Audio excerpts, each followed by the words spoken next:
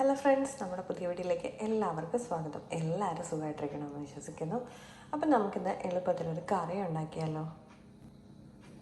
അപ്പോൾ അതിനായിട്ട് ഞാനിവിടെ ഒരു കുമ്പളങ്ങയും അതുപോലെ തന്നെ ഒരു മാങ്ങയും എടുത്തിട്ടുണ്ട്. നമുക്കിനി ഒന്ന് കട്ട് ചെയ്തെടുക്കാം. നമ്മൾ പീസ് ചെയ്ത കുമ്പളങ്ങയും മാങ്ങയും കൂടെ ഇതിനകത്തോട്ട് ഇട്ട് കൊടുത്തിട്ടുണ്ട്.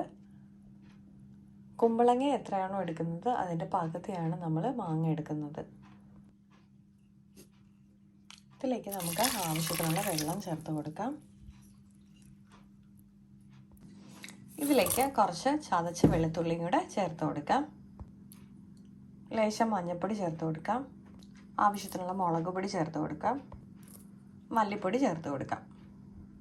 നമുക്കിനി ഇത് പ്രഷർ കുക്ക് ചെയ്തെടുക്കാം. ഒരു 2 വിസിൽ അടിച്ചാൽ മതി. ഇപ്പോൾ ഇത് 2 വിസിൽ അടിച്ചിട്ടുണ്ട്. നമുക്ക് ഗ്യാസ് ഓഫ് ചെയ്ത് കൊടുക്കാം. നമ്മുടെ കുക്കറിൻ്റെ പ്രഷറൊക്കെ പോയി കഴിഞ്ഞിട്ടുണ്ട്. നമുക്കിത് തുറക്കാം.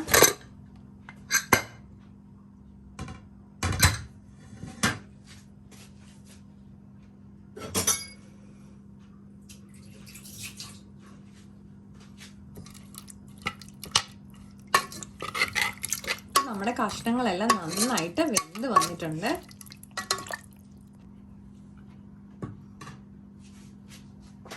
നേരത്തെ നമ്മൾ ഇത് വേവിക്കാൻ വെച്ചപ്പോൾ ഉപ്പിട്ട് കൊടുത്തിട്ടുണ്ടായിരുന്നു കേട്ടോ. ഞാൻ പറയാനായിട്ട് വിട്ടുപോയതാട്ടോ. നമുക്കിനി ഇതിലേക്ക് ഒരു തണ്ട് കറിവേപ്പിലയും കൂടെ ചേർത്ത് കൊടുക്കാം.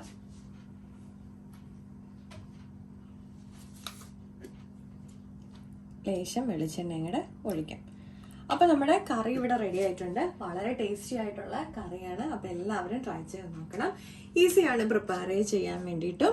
അപ്പോൾ എല്ലാവരുടെയും ഫീഡ്ബാക്സ് കമൻസ് വഴി അറിയിക്കാൻ മറക്കരുത്. സബ്സ്ക്രൈബ് ചെയ്ത് സപ്പോർട്ട് ചെയ്യാനും മറക്കല്ലേ. മറ്റൊരു വീഡിയോ കാണും വരെ നന്ദി, നമസ്കാരം.